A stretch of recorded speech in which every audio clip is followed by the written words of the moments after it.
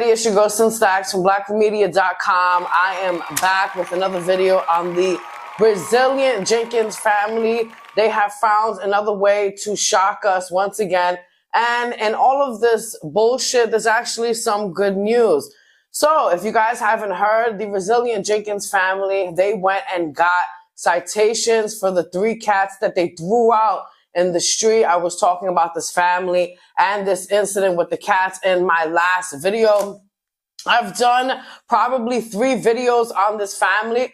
So really crazy. So in my last video, I was telling you guys basically how she went and dumped 3 cats that they had. She showed a video of it, shocked many people on social media, by doing such a fucked up thing and then saying how, making excuses, saying how they wouldn't be able to take care of them and they damaged property, all of this fucking bullshit and all of these excuses that she was giving us. Well, guess what? Not Jenkins, because Stephanie is not a Jenkins. She's married, but Stephanie and Drew Jenkins, they have been hit with citations. She went on her subs only live and she explained to people basically what happened. So Animal Care and Control, someone finally got a hold of them. Thank you for that. And they went and did their job. They hit them with 3 citations. That's a citation for each of the cats that they had. They started out with 4 cats and then they went down to 3 cats. So 1 citation per each cat. So that's 3 of them. On top of that, this is so horrible, for dumping these cats out like trash and then making a big ass fucking list of excuses, which is crazy because these cats supposedly went and gave these kids ticks and fleas and all that shit. I told you guys it's not cheap to buy a flea collar, which is like, I don't know, $5 fucking. But anyway, she can't even afford a fucking bed for them. So they went and they got in trouble with Animal Care and Control. About fucking time. Amazing. And shout out to, like I said, whoever went and called Animal Care Control on them for doing what they did. I told you in their state it is illegal for them to go, anyone, to go and take a domesticated cat and throw them out in the street like trash like this bitch went and did. So on top of the citations that they got hit with, they also are not allowed, they were ordered to not own any pets, no cats, no dogs for 2 years. And that's pissing off a lot of people because a lot of people are saying it should be more than 2 years because they're POSs who don't give a fuck about their pets. And 2 years, it's like, that's not a lot of time for them to be basically banned from owning another cat and doing the same shit over and over. So yeah, that's some really great news. Animal Care Control went and got a hold of these motherfuckers and told them, hey, what you did was animal cruelty and you are now being cited for each cat. And then on top of that, you can't have no animals for 2 years. So congratulations to Animal Care Control out there in their state who seem to be doing a lot more than what Children's Services is doing for this family. It's always one thing after another with this family. So not only did they get cited for committing animal cruelty with these cats, but the Jenkins have moved yet again to another motel. So people are saying that they're starting to think it's a shelter. But what do you guys think? Because a family of 7 are cramped in a small ass crack, you know what I'm saying? Motel, like I told you guys before. This is now probably the 4th motel. And Stephanie was talking in one of the videos on how she's making fucking memories for these kids when all she's really doing is causing post-traumatic stress disorder. That's all she's doing. I spoke about it in my last video. She's just passing on a generational curse. And I'm going to get into that. And I'm going to get into that in a few. But yeah, they moved again and they posted a video. You can see these poor kids once again having no stability in their life. It is so fucked up. And just always having a backpack ready to go on command to bounce from one place to another, which is really fucked up, especially coming, from me, somebody who grew up in the shelter system from being a child all the way, even unfortunately as an adult going through bullshit. This is not the life that children should be living. So yeah, they bounced around again to another motel.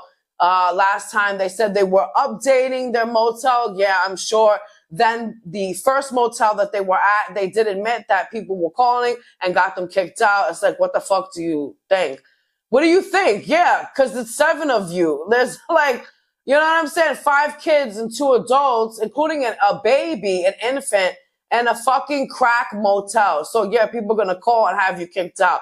So this is like the 4th motel that they're in now. They're all of these kids are still cramped up, and she's making videos. Drew is making videos showing himself cleaning, and, you know, like he's supposed to get extra Oreos or some shit like that, when all he does is sit on his ass all fucking day long and play PS5. Like, get the fuck out of here. If he would be helping Stephanie out with all these chores as he's supposed to, but he's not, because he's not being the provider and the man that he has to be, she wouldn't probably have to clean up all of this nasty, disgusting shit that she has to clean up all the time after these 5 kids, because he's sitting on his ass and playing PS5 with his fucking headset like he's 15 years old, doesn't want to get a job, doesn't want to provide for the family. Crazy. I mean, the motherfucker went and faked the seizure. He faked everything, saying that he has diabetes, allegedly faked it. I mean, what are y'all gonna sue me for? Seriously.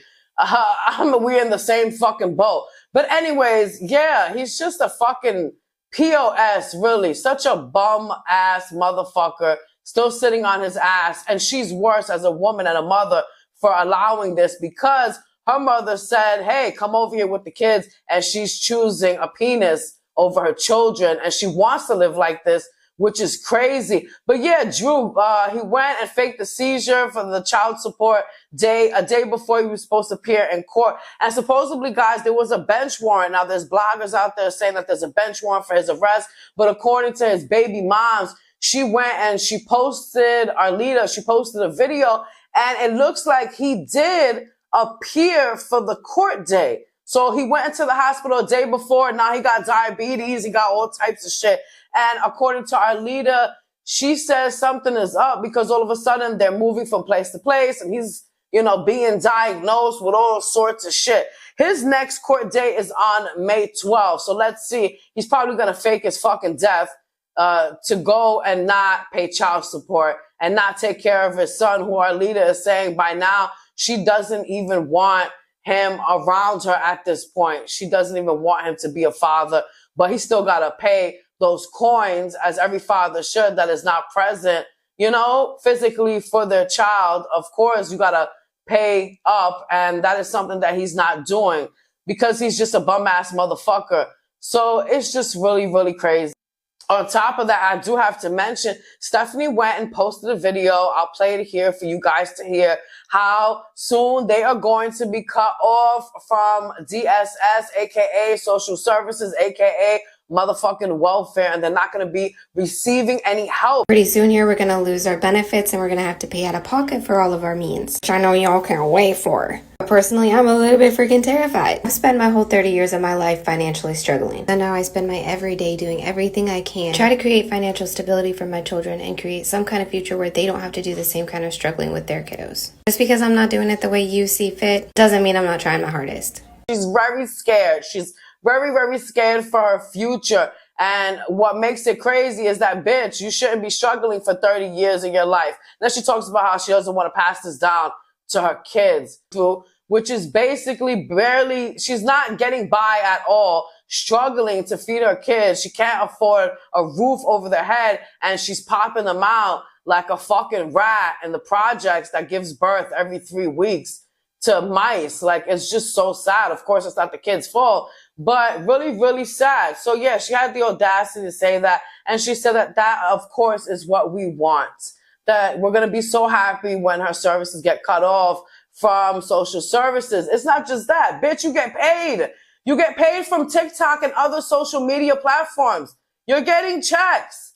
You don't, like, you're getting checks. Way more money than me, and probably most of the people that are doing videos on you. Like, you know, so get the fuck out of here. So there you guys have it, an update on the resilient Jenkins family. Before you leave, stop, subscribe, give it a thumbs up for more videos like this. True crime, gossip, and celeb news. I am out of the fucking building.